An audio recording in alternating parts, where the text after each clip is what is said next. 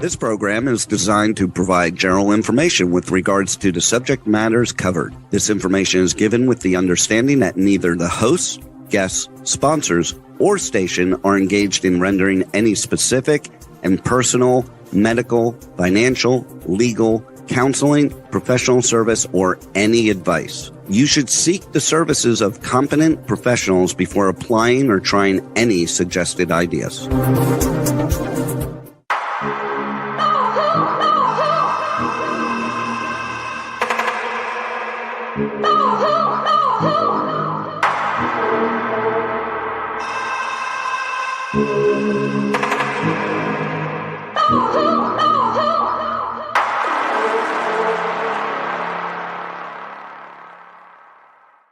Good morning, true seekers and true crime junkies. Welcome back to another episode of Hit the Road, Jack, Finding the Zodiac.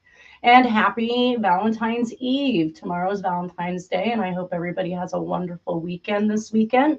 I'd like to invite to the show Nolan Del Campo. Good morning, everybody. And Monday's a holiday, too. What? Yeah, President's Day. Okay, I'm glad I know that now. That I won't expect my phone to ring and sit around waiting for business. Maybe we can meet on Monday. It's a holiday. Okay, that sounds good. And then I'd like to welcome to the show as well, Lindsay McBrayer. Hello. Good morning, Bubbles. Yes. I'm still trying to figure out how I could fit the whole piece in there. Yeah. Reducing the size of the image. I don't know. I'm not very good at all that. Well, I'm just still getting used to this Streamcast. So. What is it? What are you using? Well, I use OBS, but I think you do yours through StreamYard. I'm still getting familiarized with StreamYard. I actually was on a show with someone else last Sunday and kind of played with it a little bit. So I'm just going to get used to it. Gotcha. A lot of people. You have a show, right? Yep. We're starting ours back next week. Hopefully we can get Megan on, and I'm going to try to pull her leg to get up on here one of these days. Now, and what is the name of your show? Real Truth, Real Justice. Real Truth, Real Justice. Mm-hmm. And where's it air on? It's at Real Truth, Real Justice, and I'm going to stream it on X and on YouTube at the same time. So if you want to watch it on X, you can, or if you want to watch it on YouTube, you can as well. Beautiful. Good. I'm glad that all of the watchers out there get to hear that so that they know where to find you. And of course, you primarily cover a lot about the John Walsh stuff, right? Yeah, and how he connects to all these different cases. And, we cover the Zodiac and, even Epstein, really. I mean, I've been digging in those files lately and, girl, I'm not... It's like a rabbit hole after a rabbit hole because you have the redactions, so many redactions. So it's like a puzzle, literally. Right. And they're not in order. So, I mean, they're like all of course out of not. place. So, you kind of have to pull each one individually and then put them in order and, kind of put these puzzle pieces together to create the story of what, and see what's going on. And which I've done it, and it's a lot of stuff going on with, I believe, Erica Kirk and her mother. So wow. Well, and I say this because there's one of two things going on here. Either they're putting this information out in the manner in which they are in order to cause and create such a great amount of work to have to be done to be able to understand the documents. Or if this is clearly how the police department or the law enforcement or FBI runs their files, then no wonder they can't figure anything out. Yeah. if you got to swap back and forth from one date to the next, or literally pull the whole file, print it out, date order it so that you can read it in the right order. I think that's absurd. Why would you not provide it to us in the order it came in the file? I will say that a lot of creators that have the capability to and to AI in these more expensive softwares, they've actually been loading all the files from the DOJ into this software, and the software organizes it for you. So Wow. a Okay. couple people that I've been working with also have been doing that, and so that's like amazing. So that way, once they get it all set up, then you can go to this website and look for the files yourself and see them in order. If you And know, I just had a girlfriend ask me, somebody I'd met on my trip to Ireland, which we've maintained friendship since then, just asked me the other day whether or not I have been through the JFK files. Has any of you guys looked at the JFK files? I have briefly, Yeah. and I've also looked through the MLK ones and found some explosives, but So maybe something I should visit. I'm it just is wondering. something that you should visit 100%. Yeah. All right. But I know. Maybe it's more. It is. I would say it's more organized than the Epstein files for sure. Okay. Go ahead, Yeah. Nolan. If you want to talk JFK or MLK, I'm game anytime, or RFK. Right. Yep. No, 100%. I know where I'm going. That's why you're here. Well, let's talk today about some current politics. I was just looking now. Okay, so another thing that was brought to my attention was the Clintons and Guthrie. The Oh kidnapping, God. the journalist's mother. Have you heard about that, Nolan? Yes, I have, and it seems like that somebody should be able to identify that guy. And why Right? did they take so long to release that footage? They had it Exactly. from the get-go. We know. So this is why I think it was brought to my attention, whether, and by the same person who asked if I had seen the JFK files or had if I was working on those, had mentioned that Guthrie's husband, the investigative reporter's husband, was part of the administration for the Clintons. Oh yeah. Hmm. Yeah, and of course, I think it may be politically motivated in some way. I think it is. well, and her question was, I want to see if I can, let me see if I can quote that correctly, because we don't talk a lot, so I don't have to go very far back to figure out what it was that she was trying to say. Listening to, let's see. Find anything new in the JFK papers, and the deep dive, here it is. She said, I was looking through Facebook this morning and thought I would talk to you about something I think is strange. The Clintons are in the hot seat over Epstein and Benghazi, and what happens, the Guthrie kidnapping, splashed all over the news. Clinton reports barely reported on it, and Savannah's husband worked for the Clinton administration. Strange, right? Okay. I don't see that as strange. I mean, obviously, that's the distraction method, right? Let's create something so freaking outlandish that everybody pays attention over here while we figure out how to get ourselves or weasel our way out of whatever it is that's going on.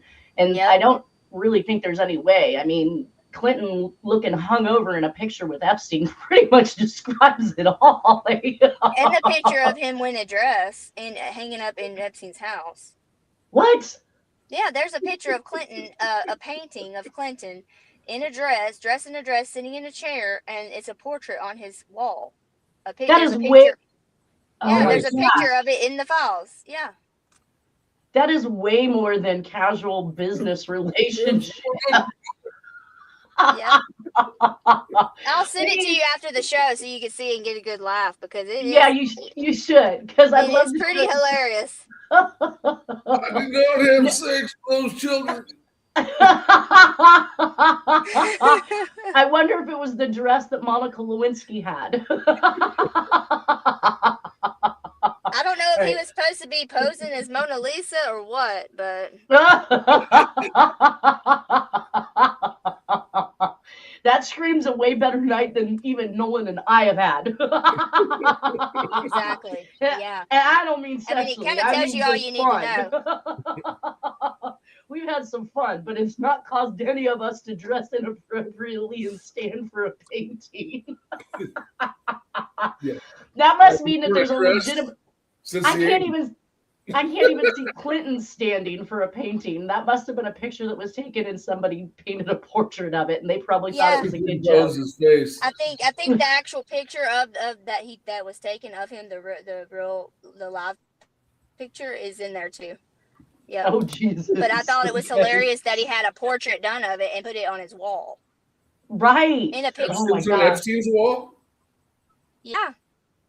Wow. For That was the best blackmail laugh. purposes. He Yeah, kept yeah. Yeah. for Like blackmail. every time he visited in his house, he saw it on the wall. And like, oh yeah, I'm reminded of that, you know? That was a good chuckle. That was a good night. Oh man. All right. So for some more local news, which was actually kind of tied into some of the things that we've been talking about, was by a local journalist or reporter named Katie Grimes. Her bio is Katie Grimes, the editor-in-chief of the California Globe, is a longtime investigative journalist covering the California state capitol, the co-author of California's War Against Donald Trump, Who Wins, Who Loses, and a contributor to Taxofornia 2016. A California native and Navy mom, Katie lives in Sacramento, California. Are either of you familiar with the California Globe? No, I'm not. I should be. Right? I have several friends that were Capitol correspondents for years. And so I'm pretty familiar with most of the people that cover the Capitol. Well, evidently, she's liking to out some of these things, which I found a commonality between, and I will discuss those when we get there. But some of the comment or some of the things that were said at the end of the actual article itself says Gavin Newsom is furious. We asked okay, so let me give you the headline first. Vice President J.D. Vance to lead anti-fraud task force in Newsom's California. California has been a focal point in recent fraud investigations. And at the end of the article, it goes on to say Gavin Newsom is furious. We asked, how did this happen? How did public employees and elected politicians allow this to happen? How many are involved? So much fraud. Things are heating up. We'll keep you notified. This is going to be good. So I can't wait to see some of the outcomes in regards to this, because I already have my own feelers about Newsom and his hypocrisy of running this state and the homelessness and the fraud that's going on. And why hasn't he enacted all of it? And yeah. This article really kind of hits home for that. It says the White House has announced it's finalizing plans for a new anti-fraud task force targeting welfare abuse in California and other states, and assigned Vice President J.D. Vance, Andrew Ferguson of the Federal Trade Commission, and Attorney General Pam Bondi, as the National Pulse reported Wednesday. California has been a focal point in recent fraud investigations. State auditors previously identified billions of dollars in fraudulent unemployment insurance claims and improper pandemic relief payments. Governor Gavin Newsom, Democrat, has defended his state, claiming his administration has made efforts to recover funds and strengthen oversight. Last week, California's U.S. Attorney Bill Essayli, is that how I say? Is that correct? Nolan, do you know? California's U.S. Attorney. I've lost him. Announced the arrest of Alexander Sufer of Los Angeles, who was charged with wire fraud, and that officials seized his $125,000 Range Rover and LA mansion after he was arrested for allegedly stealing millions in taxpayer funds meant to house and feed the homeless in Los Angeles. Sufer was contracted with the city and county of Los Angeles to house. No, I guess got to get my clicker up and running. There we go. Housed to feed up to 600 homeless. What's that? No, you're not. Oh, no, you're not. Are you there? I can see people. I can see you, but I'm not hearing you very well. We'll come back to you. It says feed up to 600 homeless people, but instead spent millions on a luxurious life, the Globe reported. Sufer stole approximately $23 million. Shortly after this revelation, Dr. Mehmet Oz,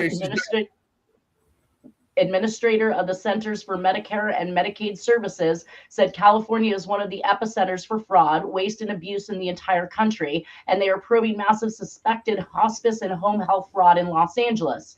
If even a fraction of this is true, elected officials and public employees knew of it and allowed taxpayers to be robbed blind. Home health services are government approved. In March, Globe contributor Richie Greenberg and I addressed the left's nonprofit Shadow Campaign Fund and explained when corporations cozy up to politicians through charity, they're not competing on merit, they're buying influence. We have been ringing the alarm bells for many years about dubious nonprofits tied to politicians and their families, friends, and associates, nonprofits that are untraceable black holes for taxpayer government funding, and it's been going back a long time. back when Jerry Brown was California Attorney General. But we'll talk about him. I was reporting on nonprofit fraud and sending the information to the Attorney General's office, but all I got back was crickets. Kind of sounds like me on this case. More details came available last week about massive healthcare fraud occurring in California. Trump's CMS administrator, Dr. Oz, is exposing jaw-dropping fraud in Gavin Newsom's California with U.S. Attorney Bill Asaley. Are you back with me, Nolan? Yeah, I can hear you. Am I saying his name right? I don't know. The attorney? Okay. We have witnessed a sevenfold increase in hospice in LA County, sevenfold. That doesn't happen naturally. 3.5 billion just here in Los Angeles County. We think around hospice and home health care. Then you add in all the other things like they have in Minnesota, but in a California scale, it's huge. They are not 7 times more deaths in LA County than there were 5 years ago. These fraudsters, and these do tend to be foreign influences. These are Russian, Armenian gangs, mafia that are leading a lot of these efforts. A lot of it's driven by foreigners who came to Los Angeles, very different culture, Russian Armenian groups, and this mafia seems to have taken over the system. They corrupt the doctors, they normalize fraud so that everyone sort of expects it, but the magnitude of it is so great that we have to take it on aggressively. It's a focus area for CMS, and this administration under President Trump is not going to tolerate taxpayer dollars being stolen because people aren't paying attention anymore. We're focused on this. And then that ends with Gavin Newsom is furious. I bet he is. But I'm going to tell you why this means so much to me. So basically, when I was a member of the American Society of Industrial Security, which basically carries on continuing education for the likes of Homeland Security, for the governor's detail, for private investigators and security personnel, for all different. I mean, I even met people who was private security for celebrities. I met so many different people from so many different fields, but they would also have to do continuing education, just like myself, just like Nolan, just like a paralegal or anybody else who is required to keep up to date on education. And in this one of the particular meetings I was at, the FBI had come, 2 of them actually stood there and spoke before us and said that they were tracking a ring of human trafficking that was being mainly committed by the Russian community. And the hub for that was in Sacramento area. And the largest amount of fraud and crime that they were seeing was from the Russian community. So there was number 1. Number 2 was my aunt, who worked for Medi-Cal fraud, and she had stated to me that the largest amount of fraud that she was seeing was coming from Russian immigrants, whereby many family members would be given whatever it was to get a house and to get benefits and supposedly to get on their feet and become active participants in American society. But what they would actually do is be collecting 15, 20 benefits deep in food stamps. So these people are eating like kings while we have homeless people and veterans on the street that can barely make a meal. And then they would all funnel their money together, albeit as under the table as it could be, not paying taxes on anything. They would pay off one house, and then once they have that house paid off, then they would move families into another house, pay that house off. So they're quickly becoming owners of real estate, much higher and greater than any American citizen can afford, and she was disgusted by it. So that was number 2. Now we have this investigative reporter coming out and stating that they are proving. So if we can prove that this is who's doing it, why aren't we getting rid of them? Why are we not hammering down? Why are we not kicking them out of the country? Why aren't that's committing a crime, right? After coming to this country, you should then be deported back to wherever you came from. And if they're capable, the FBI has proved it. My aunt in Medi-Cal fraud has shown it. And now we've got an investigative reporter on the Hill saying, we know where this is coming from. Why aren't we doing anything about it? I'm just disgusted. Why are there facilities like farm workers and people like that are actually contributing to society and not these crooks? Exactly. 100%. And a lot of the times, I don't want to believe that they're just so big and so strong that we can't overcome it or we can't do anything about it. So it has to be more of a political pat you on your back kind of thing, right? If Newsom's letting these individuals get away with this stuff, where's his backbone? Local law enforcement would have a rule too, because I mean, there's very little state police. In fact, I don't even know if we have state police anymore. The CHP is taking over the role of the state police. Well, then clearly he's obviously getting something from that. He's benefiting in some way in order to let it keep going on. Right. That's what I'm saying. Like, there's no other answer. Contributions, who knows? But I mean, he could lead the fight. The Attorney General could come out against it, but there has to be local enforcement. So, well, we've got the FBI stating it, and actually, the FBI told me they have the authority to investigate it themselves. The FBI indicated the only cases they wanted us to bring to them that were over $1 million. So if you're only looking for, fraud over $1 million, then how? I mean, 4 different cases of 250,000 amounts to $1 million. Do you know how easily that can get away with the amount of money that can be absconded with? I mean, that's ridiculous. Yeah. Either way, that's how they do it. They do it in little increments here and there, and like in different varieties. Right. So then on LinkedIn, I see by Kyle Reyes, he's posted something that says, "Holy cow, the San Joaquin County Sheriff Captain alleges that Pakistanis who have never even been in the U.S. are voting in California elections from Pakistan. According to the captain, voting records indicate individuals outside the country, specifically in Pakistan, can participate in the California elections." I'm sorry, you guys, my picture of this is really bad and the lines through it has interrupted the words. It says, if this is true, taking it on, I guess, national security threat, no wonder why California wants to hide voter info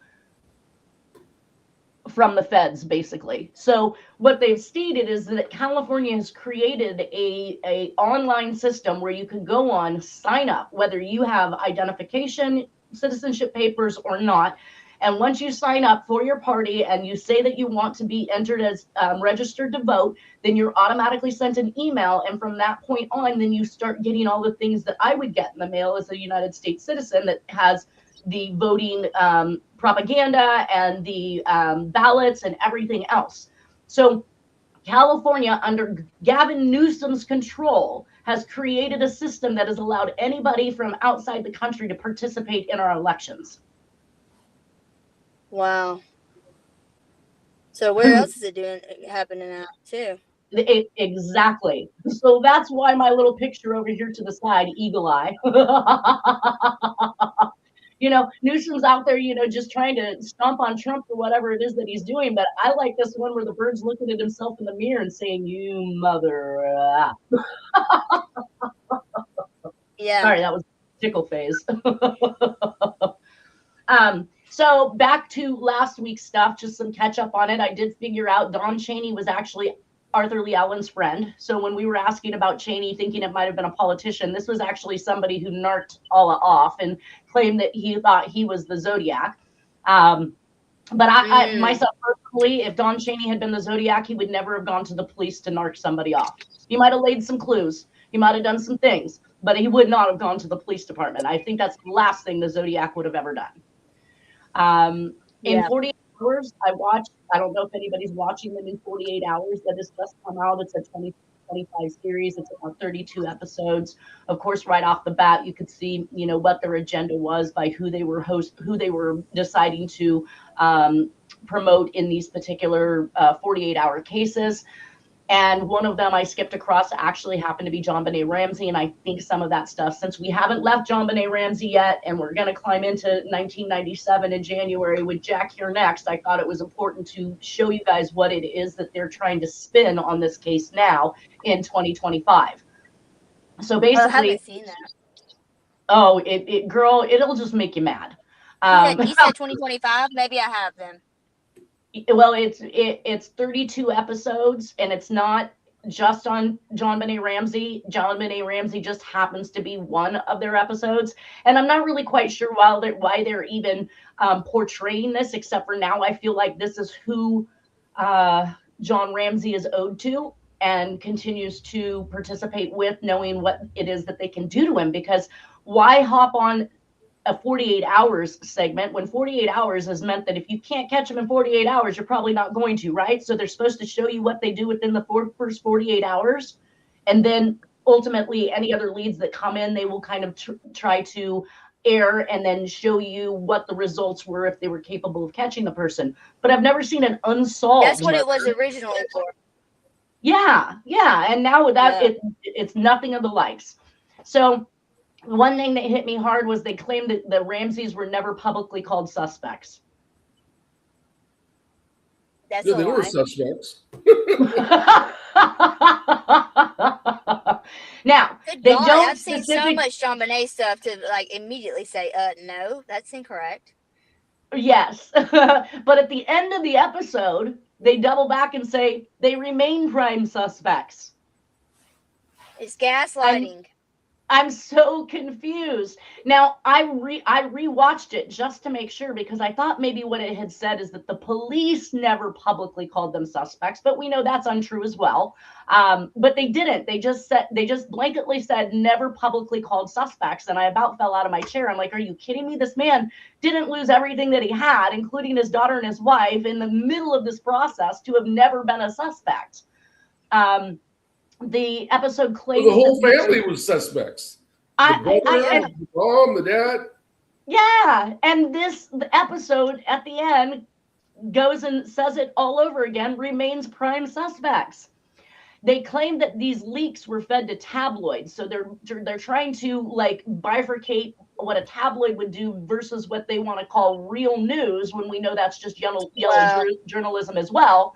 But it says claims that leaks were fed to tabloids, mostly trying to blame the tabloids for the weaponized press. No, we can see many articles where they were vilified, so that's just simply not true. It says in the only person that was I've read a book, I can't remember the name of it off the top of my head, about it was written by one of the police officers that was originally on the case. He wrote, and he said in his book that the tabloids are the ones that actually outed the police for what they were doing. They were the ones going after the Ramseys, and that's what I'm saying. And if they were on a trail that they didn't want them on, and that's when the tabloids they went into his personal life and exploited him by putting pictures and everything of his family in there, and like giving these like secret death, like almost like a death threat of like, you better not go there because right. So, but let's focus on what the news is trying to do, because honestly speaking, if the tabloids were out there the ones leaking what was leaked to them as false leads or false words, then these tabloids need to be shut down. If they are simply just mimicking bad information that isn't true, sensationalizing something to hurt another person, then I think that's grounds for that to be shut down, right? I mean, Nolan, the limit to freedom of speech is that what you're speaking is true, right? Well, they do it and make money off it, and so, But they shouldn't be allowed to. We should be looking at who the heads of these tabloids are. Wasn't Murdoch head of Star? I don't know. Yeah. I was asking Lindsay. Yeah, he was. So Star is a tabloid, and Star is ran by he's in the Epstein files, by the way. Yes, he is. I would not put anything past it. I saw a post on Facebook where Bert and Ernie was thrown up as a picture by one of my favorite drummers in the Young Dubliners, and it said they're not on the Ramseys list. I giggled and slapped back and said, "How about their creators?" Yeah.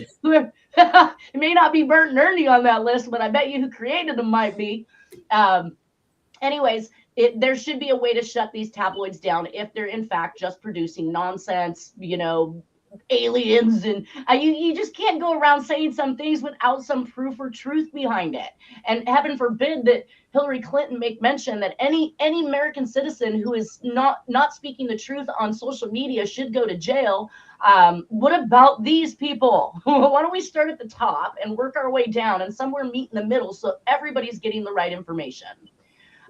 It said that also John went from $1 billion company, which I've said this many times, to no work in 4 years, and has to sell their Atlanta mansion due to financial hardship from the case. There's another connection back to Atlanta. I did not know that the Ramseys owned home in Atlanta. So you did it? No, No, I mean, but I know Atlanta She's ties buried into there. all this. She's Well, buried yes, there. and I'm sure I read it, but it never really made like any connection for me until this particular case in which, the fact that he went from $1 billion company to no work in 4 years, this is what I talk about. They can make and break you. So he was I don't made. know if I believe that totally in total. Well, he had to sell pretty much everything. He had to downsize, Yeah. sell everything, was losing money, left and right. And as far as no work in 4 years, if there was some truth about the software that he sold to Lockheed being outdated and they figured this out, then that may have been the hit to him, that he sold a Yep. program for $1 billion that had no value because it was now outdated software. And then, of course, General Electric being the ones who come in and sweep up his company for pennies on the dollar, that it screams make and break. And of course, now I feel like they're giving back to him a little bit at a time. I don't know if he's being paid for these particular documentaries or these episodes that he's doing. But the bottom line is that every single time, ever since 2021, I want to say, every documentary that I have looked at on the Jonbenet Ramsey case has intimated to the fact that they should be able to run the DNA through Ancestry and 23andMe and come up with something. Exactly. And they have still not done that. Well, let me tell Why? you a secret. They do get paid, and I know that for a fact because I was just on one. We taped it last October or maybe before that. But it'll come out in end of March or so on Hulu and Peacock. But I was about a murder that happened in my hometown, and so and since I was close with the individual that was murdered, they wanted to interview me, and they did pay me. It wasn't a lot or nothing, but just imagine what it would be for Jonbenet Ramsey's father. Now you're nailing it. Yeah, I want to say I have a check over here that's taped to my wall for me doing Life After Lockup, which I'll never do again. That is such a scummy freaking program. The way these people are treated like celebrities after they've, done wrong to others. I made $250. Yeah, it was like well, I had to go twice, and I actually provided some pictures and stuff that they wanted to pay me for the pictures. So, but it was under $300. Right. Go ahead, Nolan. Oh, way back when I worked at Channel 3 when I was in college, Real People contacted KCRA, that's where I worked, because they were the NBC affiliate, in the TV show Real People, and they needed help with the Anna Conrad story. The woman got frozen in Tahoe and had to have her feet amputated. Anyway, so they did an episode on Anna Conrad, and I helped them with that, and they sent me a little check. Real People. Check. Yeah, it's always going to be a little people check. Yeah. I love that. Yeah. So some of the other information that it talked about was Lou Smith. The Lou Smith police interview tapes were given to 48 hours. It says by Jonbenet Ramsey, but how would John Ramsey be in possession of police interview tapes, Nolan? Because he was very close with the family. Okay. Yeah, I would No. Lou Smith was the interviewer. You got to stay on track here with me. Lou Smith was the police interviewer. Oh, yeah. He was the detective. Right. And the interview of Lou Smith, these tapes were given, it says on 48 hours. So they're showing, we've got hours of this footage. You should see this. You should see that. Some of it made light. Some of it made fun. Some of it kind of damaged the Ramseys in my mind, the way they showed or portrayed it on this documentary. But it says that these tapes, the police interview tapes of Lou Smith interviewing the Ramseys, was given to John Ramsey. Is that something you would do in an open case? No, you'd retain it. It's evidence. Exactly. So again, we've got evidence slipping to the outside, just like Tom Voigt with all the evidence that he's been given. How is it that these individuals, other than to continue to perpetrate the misconception of what's really going on in these cases, are these type of things happening? To me, I thought that was odd, so I put it in here as a side note. It's probably because they paid him for it. He probably paid him for it. Who did, John? He should not release. No, I mean, the 48 hours probably paid him suspects. Well, 48 hours shouldn't be able to pay for crap. It's police evidence. It's evidence in an unsolved crime, like Nolan just said. It shouldn't be given to anybody, and nobody should be able to buy it, and it shouldn't become the highlight of tonight's entertainment. Yep. What's that, Nolan? That's odd. It's very odd. So that was another thing I pointed out. Now, also, I was under the impression, and I think it was Terry Batcher who stated that he read the autopsy report that indicated that the blow to the head for Jonbenet occurred after her death because there was no pooling of blood, where would have shown that her heart was still pumping in order to produce the blood in that area from that damage. So I took that to mean that he read the autopsy correctly, and I reported on that in our episodes about Jonbenet Ramsey. But in this particular documentary, it says that the head injury occurred before she died. I think they've always retained that was the fact, that was the fact. So then I'm wondering where Terry got it and what information had been fed, to other sources. See, again, just to confuse people. So he gets an autopsy report that states that they believe that the head injury occurred after she had been strangled because of the lack of pooling of blood. And I tended to believe that because, yes, that's something that if your heart stops pumping, the blood doesn't keep flowing to the damaged area.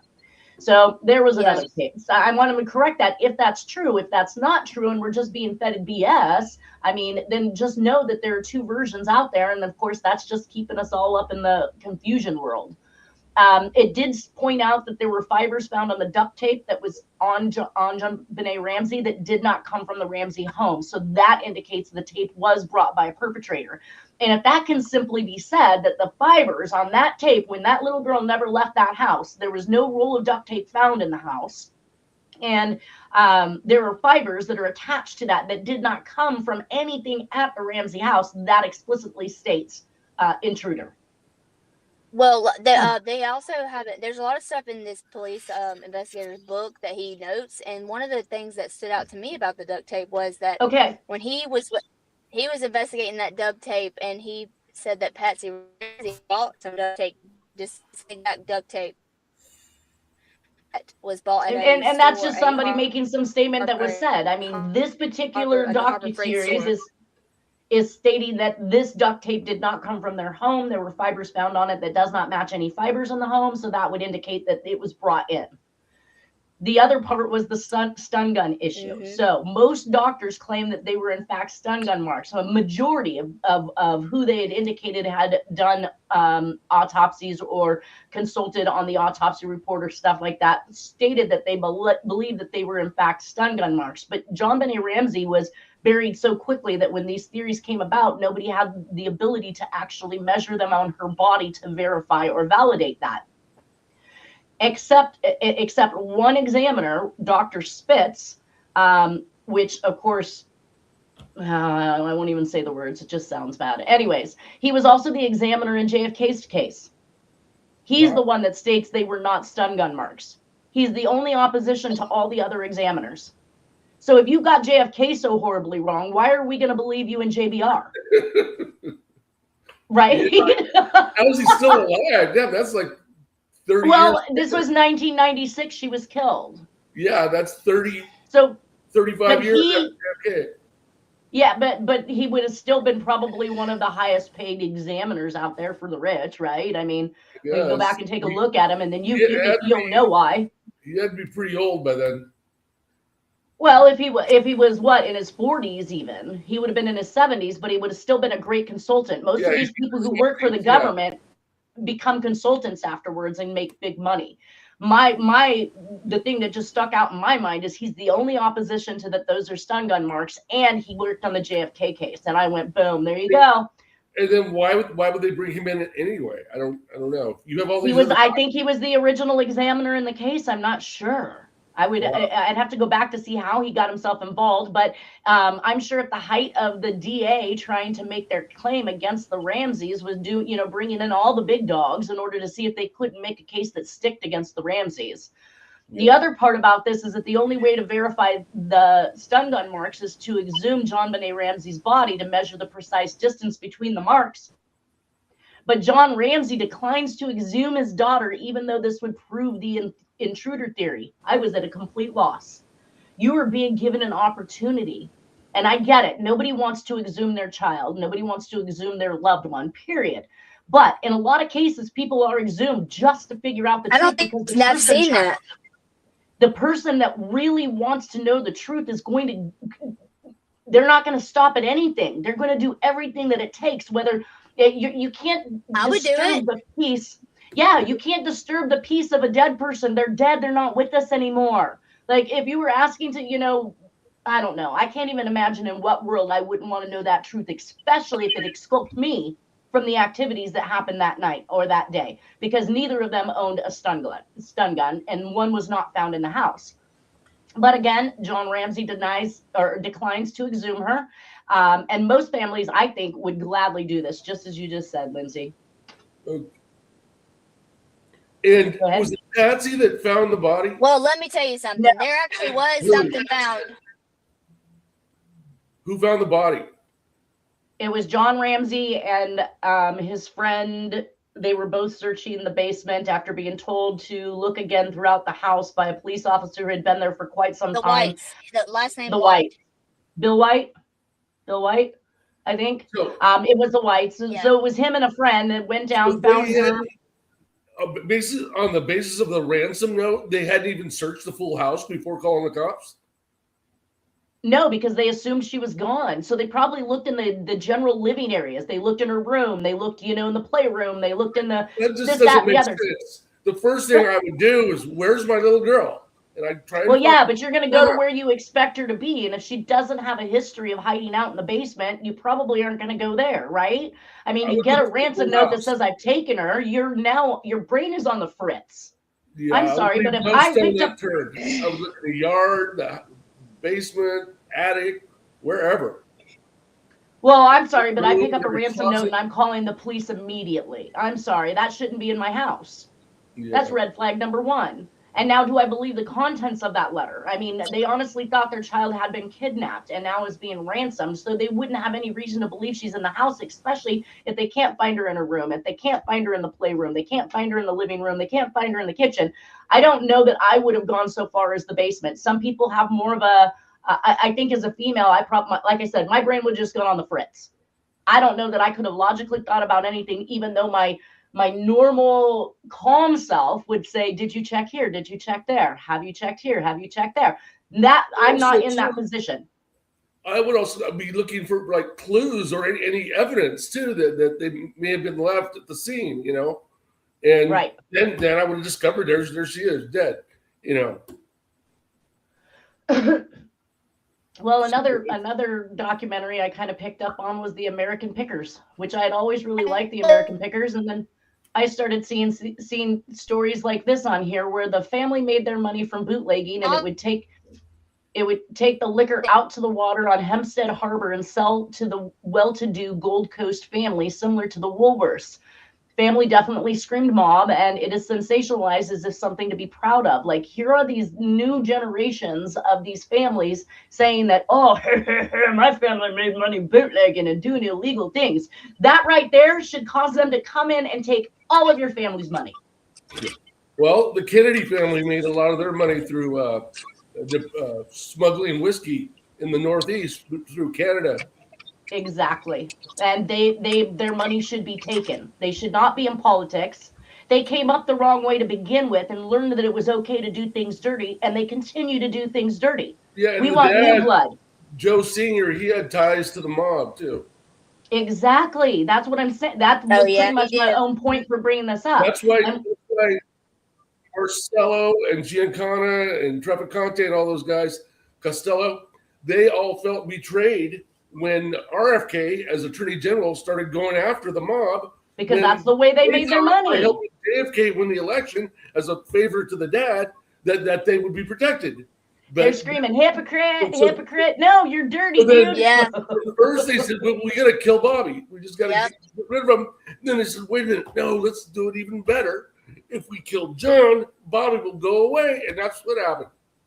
But he didn't. He didn't go away. No, he waited a few years, and he never, he resigned as Attorney General soon thereafter, and he became an afterthought for a couple of years until the 68 election.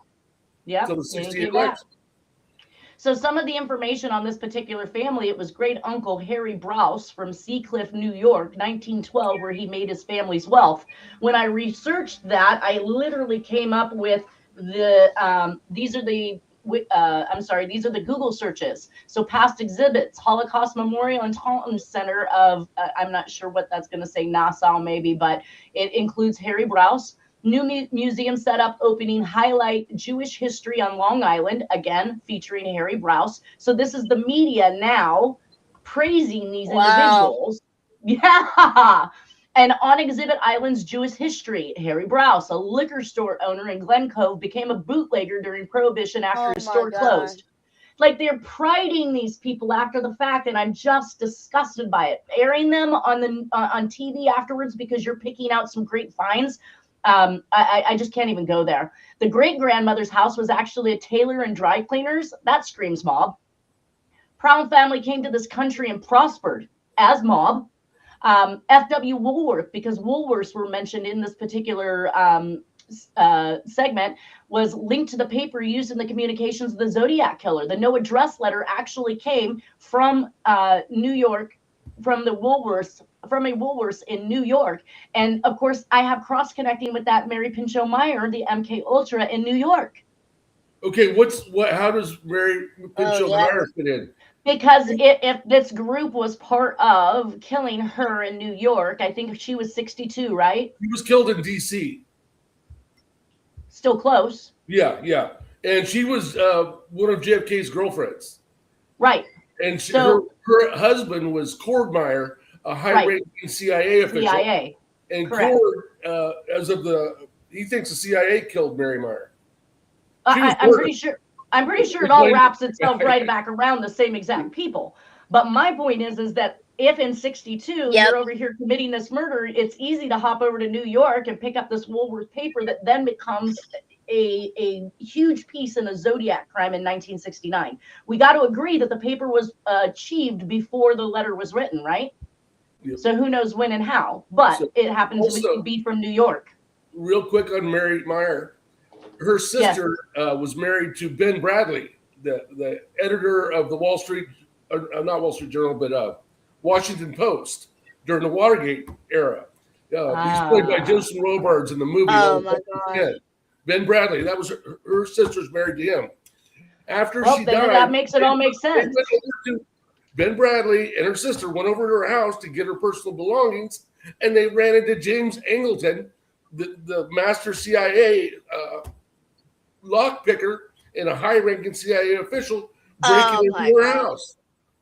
And so there's a theory that Angleton did get in before they got in, and he took her notebooks and a lot of personal effects that could have pointed out her knowledge about the JFK assassination.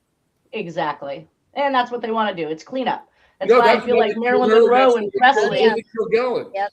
They killed Meyer and killed Gallen. I was just about to bring Marilyn Monroe up. They had information that was going to expose the CIA's and FBI's involvement in not just the murders, but the cover-up. Well, and it specifically talks about Mary being part of the MK Ultra program, which I think would have put her in the League of Socialites, right? That's climbing into bed with high political figures in order to soak information from them. So they would be terribly concerned about what she knew if she was did you say she was a mistress of JFK? Yes. So, yeah, she's a mistress, and not a mistress, she's a plant.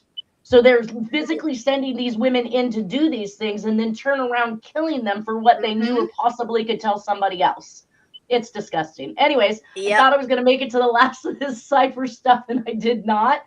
So we'll pick up at the cipher stuff next week. Hopefully I don't get any more great research about current history and things that keep taking us into the future. But I just thought these were some interesting points to show that the mob and all of this stuff is still very well alive and running amok. And it's still going. And I believe that Erica was in California as well. Right here in California. Yep. So any last minutes? Nope. No. Can you hear me? Yeah. I can hear you. Oh, I was gonna say, I think that Erica was a plant for Charlie. She was sent to him. I wouldn't doubt it. And I've been hearing a lot about that. Charlie Kirk? Yes. Okay. There Yep. seems to be some very interesting things. And if I wanted to fast forward to the future, we'd cover it. But I just haven't really tried to climb into any of that. We just know that these operations are continuing and ongoing. This is not something from the past. Mob is not an old age issue or, I don't know, succubus on society. There's more It is to it current. than UCI on the Charlie Kirk killing. Way more. Yeah. All right, you guys, you have a wonderful Valentine's yeah. Day weekend, and I will see everybody next Friday. Take care and have a great week. You too. I'll see you soon too. Yes, Monday. Okay, sounds good.